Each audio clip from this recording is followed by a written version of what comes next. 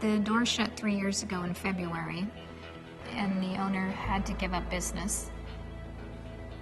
And all of a sudden we had to drive 30 miles one way to get any kind of food supply. There is a couple of little shops that are 16 miles away, but it was a struggle. It was a devastating blow to the community. We have a lot of senior citizens that can't leave town. They can't drive to a grocery store.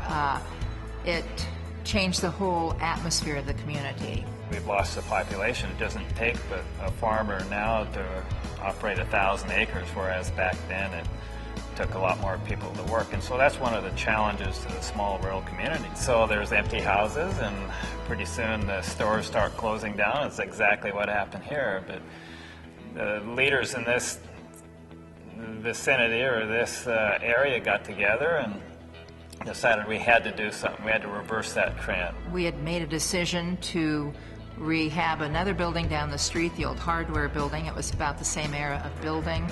It burnt to the ground right after we made that decision. So we looked at other buildings, and this one just kept coming to the top because it's a historical building. It's a beautiful building. There's a lot of history with it.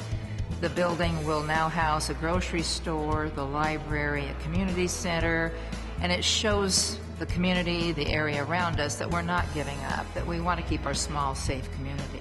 You know, having worked with a lot of other towns in Whitman County, I have to say what a pleasure this has been, because it's been such a grassroots effort. The LaCrosse Community Pride Group really has, I think, built enthusiasm among the whole community, and so to come in and have everybody be behind a project has been great. The library is a great resource for our community. We have a lot of access to technology that a lot of our residents don't have without the library. We have quite a few children's programs, and we do a lot of outreach with the school. I think when we have our new space, it will be amazing the amount of programming that we'll be able to offer. So bringing people in and having classes about lots of different things that can enrich people's lives. We can have better storytime programs, more access to technology. People will have just more materials, and it really, when we talk about the new library, we've said it's a living room. That's going to be the new living room for our community, that space. So we have the ingredients now. We have a post office, we're going to have a grocery store, we're going to have a bank, we have a cafe across the street. We have the ingredients to make the community cohesive and alive again. We've been operating solely on donations and grants and trying to find funding that way. So we've been trying everything we can to get money that way. Also, we operate solely as a board that is all donated time. So everybody else has full-time jobs. That's it's not easy that way to carve out time to do the rest of this. I guess the biggest thing is just keeping it moving forward. It's been a long process. There's a ton of work going, to get this building not only built to what it is now, but to get it cleaned up from what it was. It had sat for a while, still full as the grocery store before, so there was a lot of cleanup involved. There's so many opportunities out there if you just think outside the box. To me, it's a very unique opportunity because it's like a community center. It's not just a grocery store building anymore.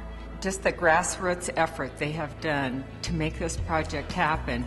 Our little town was dying, and had they not done this to make this project happen in our store, we wouldn't have the store, and we wouldn't have the new library and the Decker group here, and then now we're going to have a bank. Our town was dying, and now we're going to have this, and that is everything. So just a big thank you.